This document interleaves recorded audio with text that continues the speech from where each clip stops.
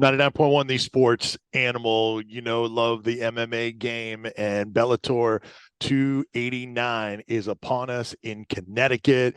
It's a huge card. Two title fights, World Grand Prix semifinals taking place. It is Friday night, December 9th in Connecticut at the Mohegan Sun. And to talk about that, analyst for Bellator on Showtime, he is a Knoxville resident. Big John McCarthy. Legend, how are you?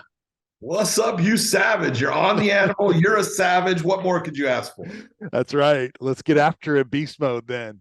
Do it. Uh, John, this is a really interesting card. Love the title fights on it. Love obviously the Grand Prix fights on there. Let's start with a Bantamweight World Grand Prix semifinal with Rafael Stotts 18-1 against sixth ranked Danny Sabatto. You get the IC versus a contender. Two guys with just one blemish on their record. What do you like about this one? Man, you're taking a look at two guys that both come from outstanding wrestling backgrounds, but they've gone about their MMA careers in a little bit different fashion. Rafael uses his wrestling ability to emphasize his athleticism, be fast. He's gotten really good in the stand-up. He's got clean stand-up, and he out athletes guys. He makes it to where they try to take him down. He changes the position on him. And he's just a phenomenal fighter at this point. Danny Sabatto, I love him. I love the talk out of him. He cracks me up. But he's good. And man, he's fast. And he's super long for the weight class. At 135 pounds, you look and go, how the hell are you that tall at 135 pounds?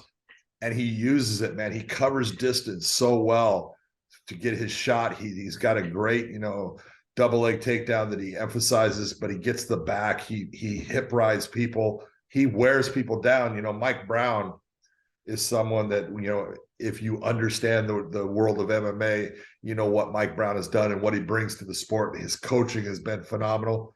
And he will tell you, Danny Sabatto is the best conditioned athlete I have ever worked with. And you look at all the people that he's worked with, you go, that's a hell of a statement. So Danny Sabatto uses that conditioning to break people down, and that's what he's going to try to do to Stotts.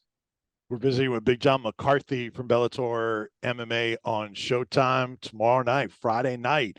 It's Bellator 289 in Connecticut on pay-per-view, 9 p.m. Eastern time for the main card, and then the preliminary card, which you can find on the Showtime Sports YouTube channel, Pluto TV as well. That starts at 5:30 Eastern time. So long night for Big John. A lot of fights on the card.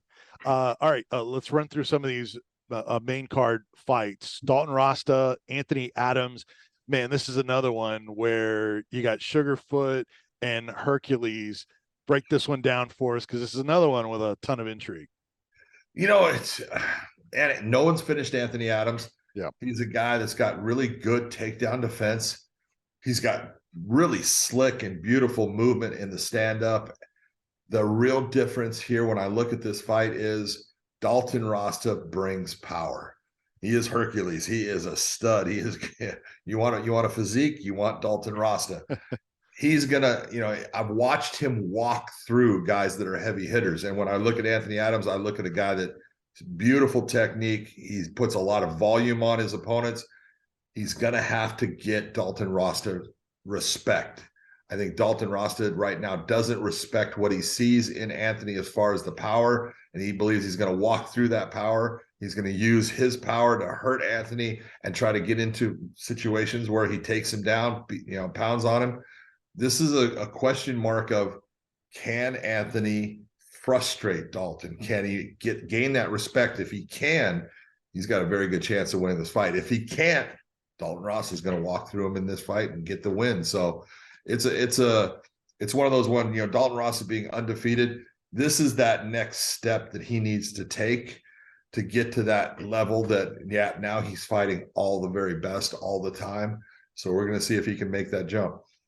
Man, it's such a loaded card. That's a middleweight bout, and another bantamweight World Grand Prix semifinal is number 2 ranked Patchy Mix, 16-1, third ranked Magomedov, 19-2. I mean, obviously the fan base behind Magomedov and his popularity, his entertainment value, his ability.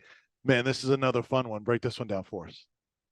You take a look at the four people that are left in the Bantamweight World Grand Prix. I think their combined record is 66-5. Yeah. You're looking at some guys that are damn good at what they do. And these two right here, you're talking about a grappling exhibition, you would think, based upon Magomed. He likes to take the fight to the ground, but he's a stand-up fighter. He comes from not so much the Khabib Nurmagomedov section of Dagestan. He comes from the Zabit Magomed Sharapov, who likes to be in the stand-up, likes to use all these fancy spinning attacks, and likes to, light their opponent up on the feet, but he'll use the grappling to frustrate and to cause problems. But you look at his opponent in Patchy Mix, that's not a guy you want to be going to the ground with. Patchy Mix on the ground is a different animal. He is a beast down there. He doesn't do things like a normal jiu-jitsu guy. He has his own style, and you find guys that end up on the ground with them, they're in trouble. He takes the back. We call him the human backpack for a reason, is when he takes it, he doesn't give it up. And normally he comes up with a submission. He wasn't able to do that against Horiguchi, but you saw in his fight with Horiguchi how just he transitioned to the back so many times. I look at this is a great grappling matchup, but I think Magomed needs to actually keep it on the feet more than he likes to get a win against Patchy Mix. This is a great matchup of styles. Well, another fight on the main card is a rematch. Flyweight world title bout. The champ right now, Liz Carmouche, against the fighter she took the belt from and top-ranked contender Juliana Velasquez. Another great record in Juliana with, obviously her only loss to Liz Carmouche. What do you think about this rematch for the title? Well, you need to take a look, and I'm going to be honest. I don't agree with the loss to Liz as far as the way the fight was stopped. I'm just being honest. It wasn't a good stop. It was what I would look at. You want an early stop, especially the championship fight. That was it. But you can't take anything away from Liz and what she was doing, because she was bringing that fight back. She had lost some rounds early in that fight. She got to a position where she was showing, hey, I think I'm dominant here. And she got the referee to, look at what she was doing and stop the fight. I didn't agree with it. A lot of people didn't agree with it. Juliana definitely didn't agree with it. But it is what it is, and it happened. So now they're going to do the rematch. But I think both fighters, in looking at that first fight, they both better have learned something. Liz better have learned, hey, on the feet, I need to be different, and I need to attack her in a different way than what I was doing in that first fight, because on the feet, she was getting lit up. She got dropped several times in the fight. She can sit there and say anything about, I wasn't hurt. I'm not saying you were, but you got dropped. And so there's a reason you got dropped. And Juliana has that in the back of her mind. I'm on the feet. I'm better than her. But if you're Liz, you can look and say, I stayed on the feet too long, because when it hit the ground, I was the better fighter. I was dominant. I was able to put you in the position that I want, and I'm going to do that again. So both can look at that fight, take something from it, and say, I have the key to beating my opponent. I think it's a toss-up fight. What do you think about the rest of the card? The prelims, we're talking about Bellator 289, Stotts versus Sabatto. Some tremendous fights on the card tomorrow night for Bellator 289 with Big John McCarthy. What else jumps out about the preliminaries? One of the preliminaries that I really look at and I love is Cody Law is a guy that, Dan Lambert, who owns American Top Team, came to me and said, hey, man, this guy's the future. This guy is awesome. And he's got great wrestling credentials, and he's got a boxing background. And he's been looking great, but he lost his last fight, and they're putting him against a guy that they're bringing back into Bellator in Chris Sunshine Lencioni, who I know he's a dog, and he's got a great submission game. He will go after you the entire fight. This is a fight. I look at it and said, well, you're not doing Cody Law any favors as far as trying to get him a win, man. They put him against a guy that is the real deal, a scrappy guy. I think that is a fantastic preliminary fight, one that I really look forward to. Big John, I want to get your perspective on this. One of the fights that was supposed to be on the undercard was a fighter from Knoxville in Draku, the one-eyed dragon Miley, was supposed to fight Lucas Brennan in a 145-pound bout. It's kind of a late ad, but then he was not approved. The commissioners did not sanction him for this fight in Connecticut. For those of you that don't know, Dre Miley has vision just out of one eye in a car accident when he was 17, and he has fought 16 professional fights with one eye and fought in Tennessee and Michigan, Virginia, South Carolina. There's plenty of states he has fought in, but Connecticut and the commission there at the Mohegan Sun did not approve him. What do you make of this situation where a fighter has been able to fight in some states, but then the commission there, where Bellator does so many of their shows, says no? And that's when we're looking at commissions, we're looking at individual kingdoms. I say it all the time. They all have their own, way of looking at something, and some have that feeling that, hey, I don't want to put a fighter into a fight when they're now limited to just one eye. There's too many elements that can go bad in the fight, and I don't want to license that person and put them into that situation. And they have the right to do that. That is their right as a regulatory body. They can sit there and say, look, we require that basically you have two eyes. I'm not saying that I think that's fair. I think that Dre Miley has proved himself as a fighter. He has gone out, he's competed against very good talent. He has come up short in some of those fights, and he's come up on top in some of those fights. And you got to look and say, a lot of us have limitations in certain areas. And if we have proven that we have overcome those limitations and found a way around them and shown that, we can be competitive, we should be given the chance to compete. And don't base things off of black and white verbiage that you have written into your, regulations. Let's look at each case individually and go from there. Michael Bisping is a guy who fought for the UFC title against Luke Rockhold. I was the referee of the fight. And it was pretty well known Mike had a problem with his right eye at that time. And he had some people that would lie for him and say that, he can see. And so he could get licensed, but we all knew, no, he's got a real problem in that eye. And he seemed to do okay. He won the world title. He defended the world title. And look, like I said, we all have limitations. We all have something that, could be called a disability. I think it should be looked at on an individual basis, based upon the individual.